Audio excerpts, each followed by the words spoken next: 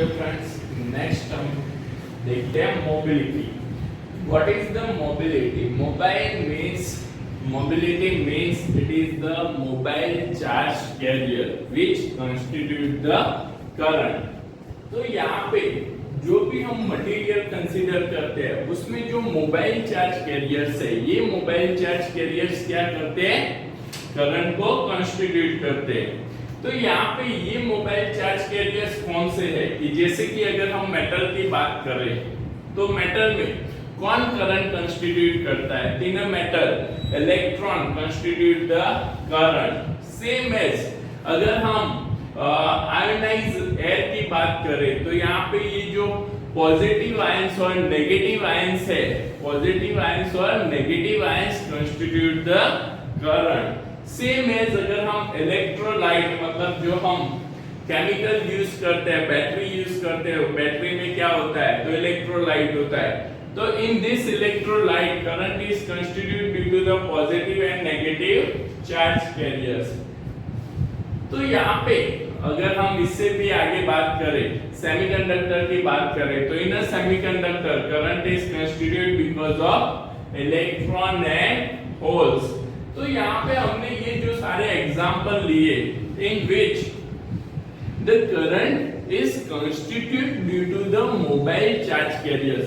मतलब जो मेटल हम कंसीडर करते हैं, मेटल में जब इलेक्ट्रॉन ट्रैवल करते हैं मतलब मोबाइल होते हैं, उस टाइम पे वहां पे करंट कंस्टिट्यूट होता है. जब तक इलेक्ट्रॉन मोबाइल नहीं होंगे तब तक करंट कंस्टिट्यूट नहीं होता है. तो यहाँ पे हम ये जो चीज है कि मोबिलिटी क्या है, तो mobility is nothing but the mobilization of charge carriers in a material. तो हम मोबिलिटी को यहाँ पे डिफाइन कैसे कर सकते हैं? How we define the mobility? तो it is the ratio of, it is the defined as the magnitude of drift velocity per unit electric field, per unit electric field. तो mobility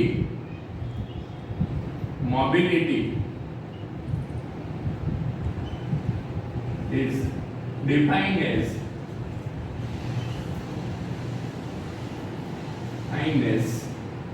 drift velocity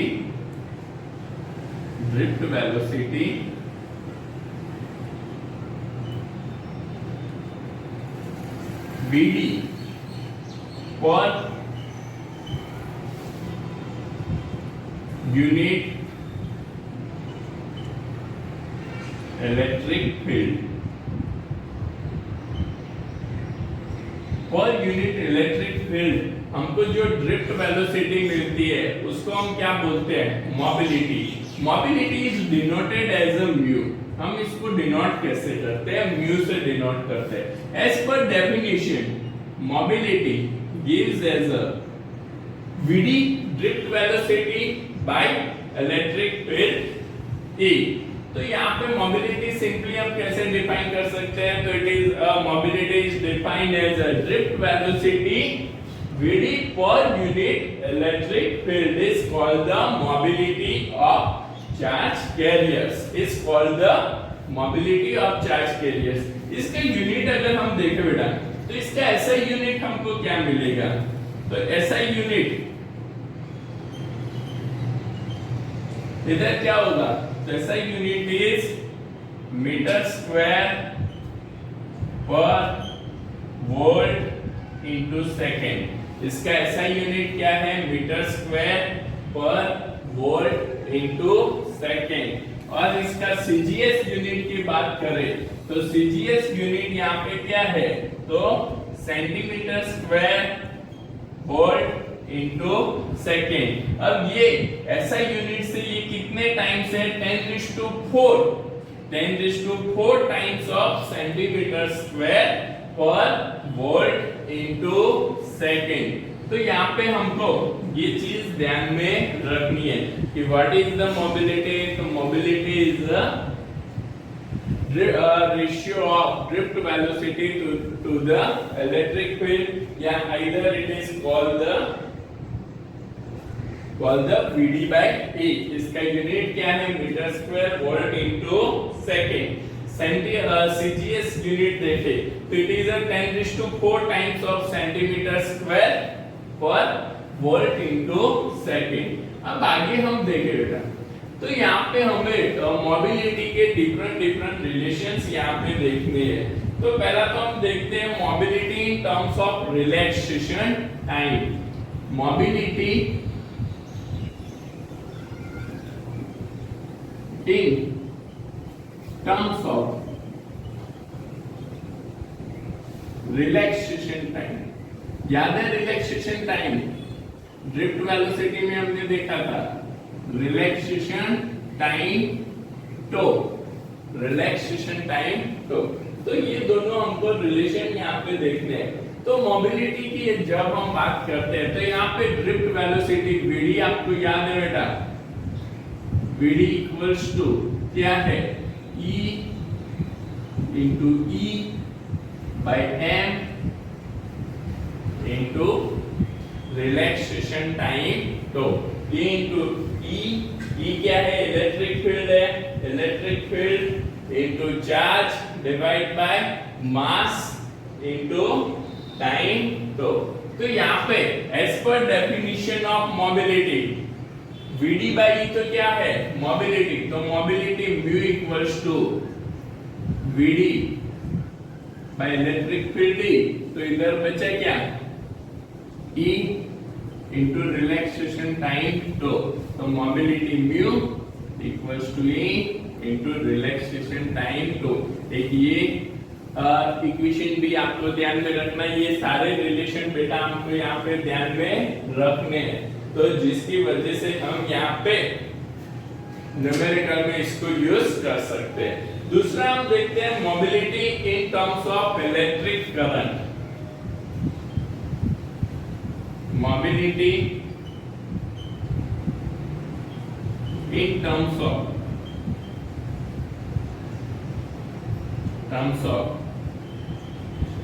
electric current. तो electric current आपको मैंने बताया था, electric current हम कैसे लिखते थे। तो electric current N A VD into E। Now N A VD E। तो यहाँ पे ये जो VD टर्म्स है, VD हमको पता है, यहाँ पे म्यू क्या है, मोबिलिटी क्या है। तो mobility mu equals to mod of VD by E। तो यहाँ पे हम VD को सब्जेक्ट कर लेते हैं, तो VD ड्रिफ्ट वेलोसिटी हमको क्या मिलेगा, drift velocity equals to mobility into electric field हो जाएगा। नाउ करंट में अब ड्रिफ्ट वेलोसिटी है, put the value of drift velocity in a current. तो I equals to N A mobility mu into E into A। अब यहाँ पे हम मोबिलिटी को सब्जेक्ट कर देते हैं, तो mu equals to I by N A E into E। तो एक तो दूसरा हमको ये रिलेशन मिलेगा, mu equals to I N A E into E। तो ये दोनों रिलेशन आपको ध्यान में रखने हैं। मोबिलिटी की डेफिनेशन आपको ध्यान में रखना है, मोबिलिटी का इक्वेशन आपको ध्यान में रखना है, मोबिलिटी का यूनिट आपको यहाँ पे ध्यान में रखना है, जिसपे से आप यहाँ पे इसको एमसीक्यू में और न्यूमेरिकल में भी कैलकुलेट कर सकते हो। तो ये हुआ बेटा mobility. Mobility is nothing but the drift velocity per unit electric field होता है। तो यहाँ पे ये मोबिलिटी आप लोग आपके नोटबुक में इसको कॉपी कर लेना पीडीएफ से। दूसरा हम टॉपिक यहाँ पे देखते हैं। तो आइए हमने ओम्स लॉ डिस्कस कर लिया है। अब ओम्स लॉ हमको यहाँ पे क्या देता है, तो ओम्स लॉ यहाँ पे क्या है बेटा, तो Ohm's law V equals to IR, resistance R equals to V by I, हमने ये ओम्स लॉ आगे डिफाइन कर चुके हैं। तो यहाँ पे हम को एक क्वेश्चन और पूछा जाता है कि give the limitation of Ohm's law. Ohm's law की लिमिटेशन आपको यहाँ पे बतानी है। तो हम यहाँ पे इसकी लिमिटेशन डिस्कस कर लेते हैं जो हमको क्वेश्चन में पूछी जाती है। Limitation of ohms law.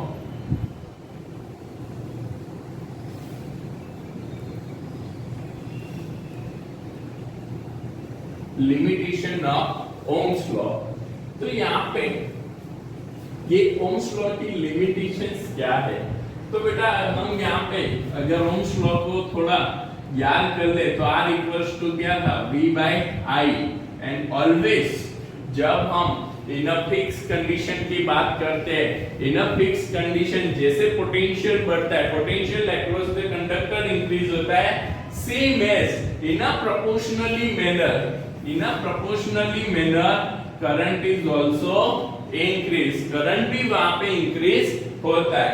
तो यहाँ पे जिसकी वजह से हमको ये जो ग्राफ है, अगर इसकी बात करें तो इसको अगर हम प्लॉट करें वोल्टेज वर्सेस करंट में, अगर हम इसको प्लॉट करें तो ये हमारा वोल्टेज हुआ, ये R, ये क्या है? लीनियरली बढ़ता है। R equals to V by I is always constant. ये तो क्या होता है? कांस्टेंट होता है। रेजिस्टेंस वेरी होता है, फिक्स कंडीशन में रेजिस्टेंस वेरी नहीं होता है। वोल्टेज करंट से इसका रेजिस्टेंस वेरी कंडक्टर का नहीं होता है। जब रेजिस्टेंस वेरी नहीं हो रहा है, ये तो कांस्टेंट है, तो यहाँ पे ये हमें वोल्टेज और करंट का ग्राफ क्या मिलेगा? लीनियर मिलेगा। ओके, तो ये ओम्स लॉ हमको ये बोल रहा है कि भाई यहाँ पे वोल्टेज और करंट का ग्राफ क्या है? लीनियर हमको मिलता है। तो अब जब हम इसको, ये क्या हुआ बेटा? This is the ideal condition. ये क्या हुआ? आइडियल कंडीशन हुआ। बट जब हम इसको प्रैक्टिकली बात करते हैं, मतलब कि when we apply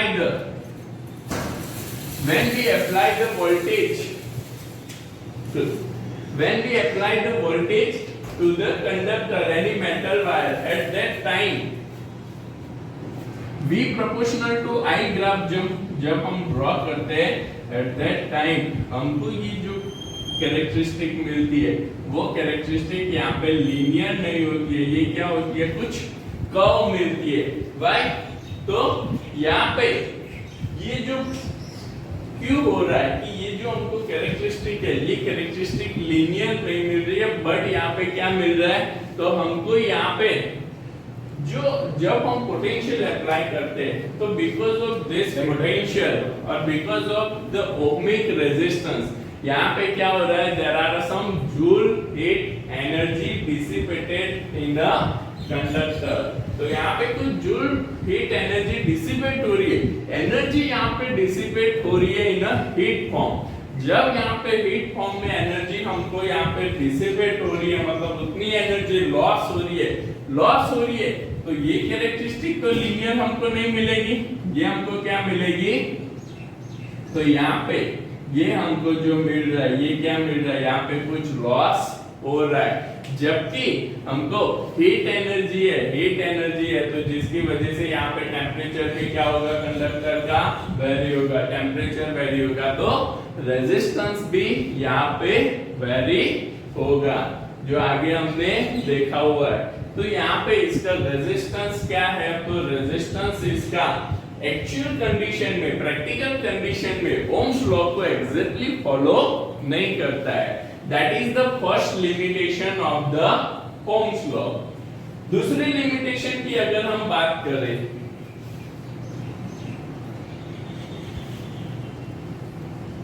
second limitation,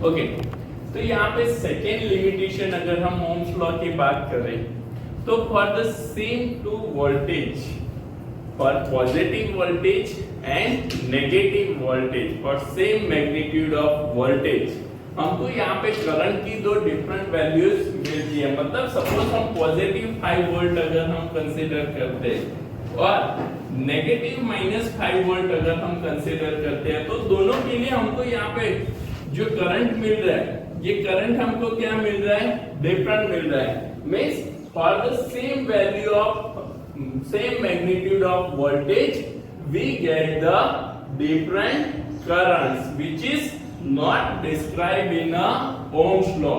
So that is also limitation of the Ohm's law. तो यहाँ पे हम अगर हम बात करें तो जो पीएन जंक्शन डायोड है और ट्रांजिस्टर है, ट्रांजिस्टर दोनों की कैरेक्टरिस्टिक में क्या होता है, तो पीएन जंक्शन डायोड और ट्रांजिस्टर में यहाँ पे two different value for the same magnitude of the voltage we get the two different currents, that is the limitation. तो उसके एग्जांपल हम क्या दे सकते हैं, तो इसके एग्जांपल हम पीएन जंक्शन डायोड और ट्रांजिस्टर यहाँ पे दे सकते हैं। तो this is the second limitation. Third limitation की अगर हम बात करें तो यहाँ पे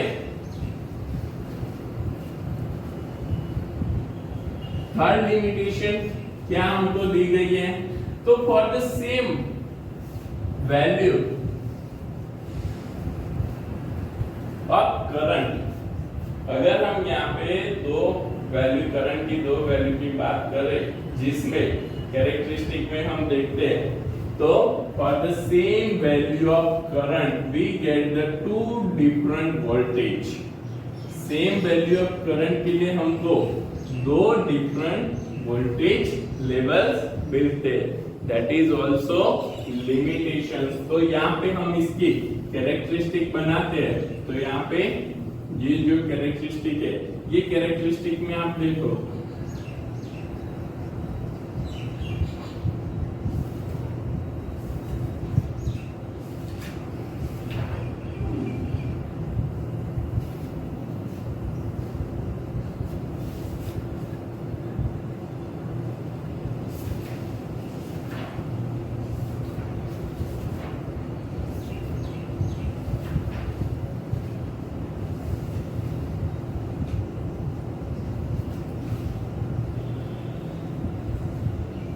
ये अगर हम I डैश करंट अगर इसको ऑब्जर्व करें, तो for this I dash current we get the two voltage level, voltage V1 and V2।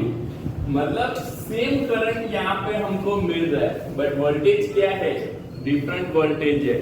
That is also limitation of the Ohm's law, means we get the two different voltage level for a same current. तो ऐसा किसमें possible है, तो in a semiconductor material like gallium arsenide जो है, gallium arsenide में जिससे हम यहाँ पे हमारी जो घर में एलईडीज होती है वो एलईडीज डिजाइन करते हैं, वहां पे हमको ये यूज होता है। तो यहाँ पे इसकी कैरेक्टरिस्टिक जब हम देखते हैं तो इसकी कैरेक्टरिस्टिक क्या होती है, तो कैरेक्टरिस्टिक में हम देख रहे हैं कि दो वोल्टेज लेवल पे हमको सेम करंट मिलता है, that is also limitation of the Ohm's. तो यहाँ पे ओम्स कुछ सारी जो डिवाइसेस है, सारी जो मटेरियल्स है, वहां पे सब में ये ओम्स लॉ फॉलो नहीं होता है, जिसको हम बोलते हैं लिमिटेशंस ऑफ ओम्स। ओके बेटा, तो यहाँ पे दो चीजें हमने ली, mobility and limitation of the Ohm's law. तो ये दोनों चीजें आपको नोट डाउन करनी है। इसकी मैं पीडीएफ है, वो पीडीएफ आपको दे दूंगा।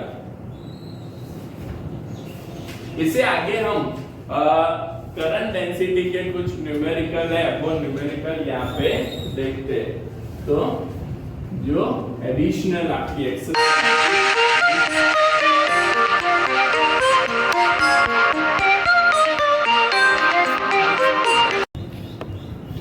ओके बेटा, तो आगे हम देखते हैं न्यूमेरिकल। तो एडिशनल एक्सरसाइज का जो आपका न्यूमेरिकल है 3.16, वो हम यहाँ पे डिस्कस करते हैं।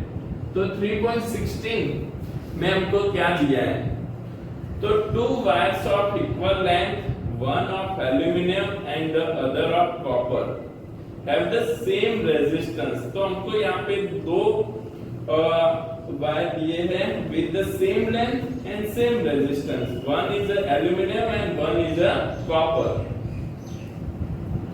तो यहाँ पे लेंथ दोनों का क्या है? L aluminium is equals to L copper. Resistance हमको क्या दिया है? R aluminium equals to R copper. आगे हम देखते हैं Which of the two wires is lighter? दोनों में से कौन सा वायर लाइट है, मतलब वेट में ये कम है, ये हमको यहाँ पे पूछा है. Hence explain why aluminum wires are preferred for overhead power cables. जो overhead cable lines जाती है, overhead cable lines में aluminum wire ही क्यों preferred होता है, वो हमको यहाँ पे पूछा है. Then the density of the aluminum की डेंसिटी हमको rho of L equals to दिया है 2.63 into 10 raised to minus 8 ohm into metre.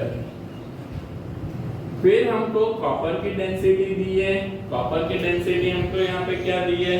1.72 into 10 raised to minus 8 ohm into meter. Then the relative density okay, यहाँ पे हमको resistivity ये हमने ली. Density हमको यहाँ पे दी है डेंसिटी, रिलेटिव डेंसिटी, जिसको हम P of L कंसीडर कर लेते हैं. तो वो हमको यहाँ पे दिया है एल्यूमिनियम के लिए 2.7 एंड कॉपर के लिए D कॉपर. तो कॉपर के लिए हमको दिया है 8.9. तो ये हमको गिवन डेटा है और ऐसा बोला है कि कॉपर और एल्यूमिनियम में से दोनों में से कौन सा वायर है जो वेट में लाइट है और हम उसको ओवरहेड लाइन में यूज करते हैं. तो यहाँ पे बेटा जो हमको डेंसिटी दी है, डेंसिटी इक्वल्स टू क्या होता है? तो mass density equals to mass per volume. Mass density क्या होती है? मास पर वॉल्यूम. और वॉल्यूम हमारा यहाँ पे क्या होगा? तो वॉल्यूम हमारा यहाँ पे होगा एरिया इनटू लेंथ. तो डेंसिटी का हमको यहाँ पे एक रिलेशन मिलता है जिसमें मास हमारा आता है, एरिया आता है और लेंथ आता है. अब यहाँ पे हमको बेटा रेजिस्टेंस का एक फॉर्मूला याद है, R equals to rho L by A. ये फॉर्मूला हमने देखा हुआ है रेजिस्टेंस का. तो यहाँ पे हमको एरिया दिया नहीं है, तो यहाँ पे से हम एरिया को सब्जेक्ट कर ले तो एरिया इसमें से क्या हो जाएगा? Area A equals to rho L by R, जिसको हम डेंसिटी में पुट कर लेते हैं. तो डेंसिटी का ये फॉर्मूला हमारा क्या हो जाएगा? M इनटू रो इनटू L, और रेजिस्टेंस डिनोमिनेटर का डिनोमिनेटर यहाँ पे क्या हो जाएगा? न्यूमरेटर में चला जाएगा. तो डेंसिटी का फॉर्मूला हमको यहाँ पे M into R upon rho into L मिलता है. अब यहाँ पे हम देखें तो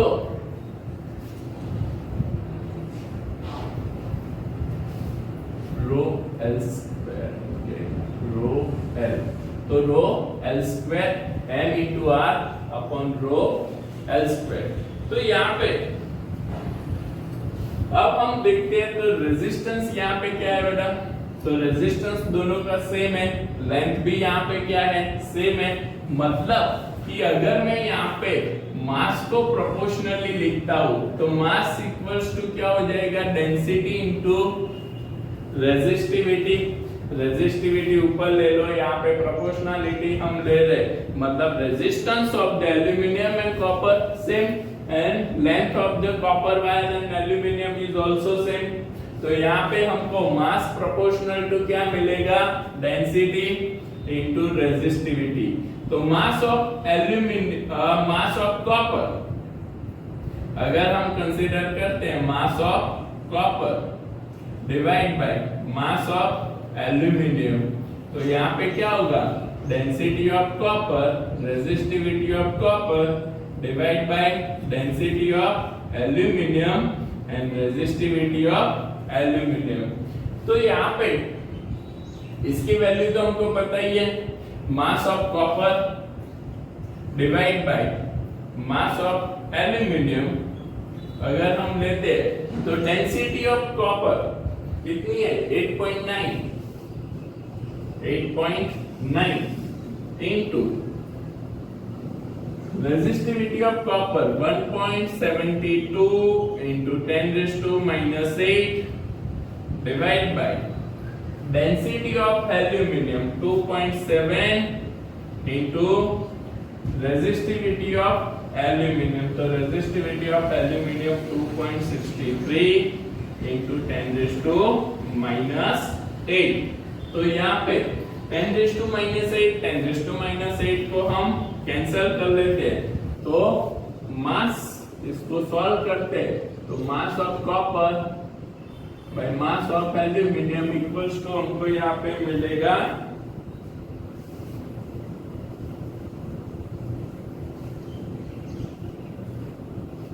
इसको कैलकुलेट करके 8.9 into 1.72 divide by 2.7 into 2.63।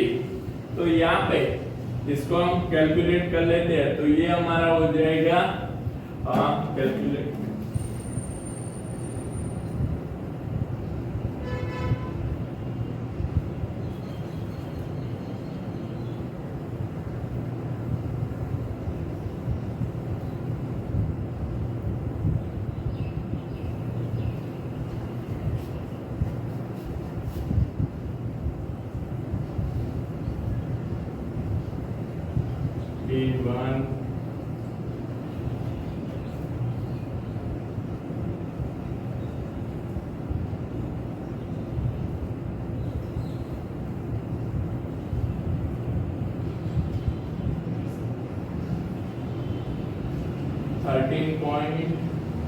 13.76 divide by यहाँ पे दूसरा हमको क्या मिलेगा 2.63 2 डिवाइड बाय 273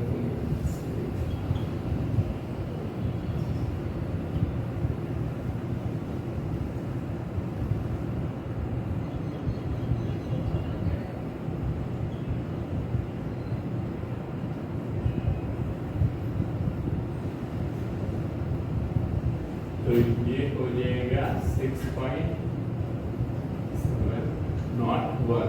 तो यहाँ पे जब हम देखते हैं तो ये हमारा क्या हो जाता है, m copper by m aluminium divide by ये हमको 2.16 जितना मिलेगा, मतलब mass of copper is a 2.16 times of mass of aluminium. Same length का वायर जब हम कंसीडर करते हैं तो उसका जो कॉपर का मास है, कॉपर का मास एल्यूमिनियम के मास से कितना है, नियर टू 2 टाइम्स। तो यहाँ पे जो एल्यूमिनियम है m mass of copper is very greater then mass of aluminium, means wire of aluminium is lighter than the wire of copper. That's why for the overhead line we can prefer the aluminium wire for a long distance energy transmission. तो ये numerical 2-3 बार board में भी आ चुका है, आपको इसको अच्छे से नोट डाउन करके प्रिपेयर कर लेना है। दूसरा न्यूमेरिकल है 3.17 जो ओम्स लॉ पे से है, वो आपको होमवर्क में करना है। सीधा आपको रेजिस्टेंस का formula R equals to V by I को यूज करके उसका हर एक का जो टेबल हमको दिया है वो टेबल का रेजिस्टेंस हमको यहाँ पे कैलकुलेट करना है। तो ये दो न्यूमेरिकल आज आपको होमवर्क में करने हैं, ये दोनों प्रिपेयर कर लो। ओके, बाकी का हम नेक्स्ट क्लास में देखेंगे।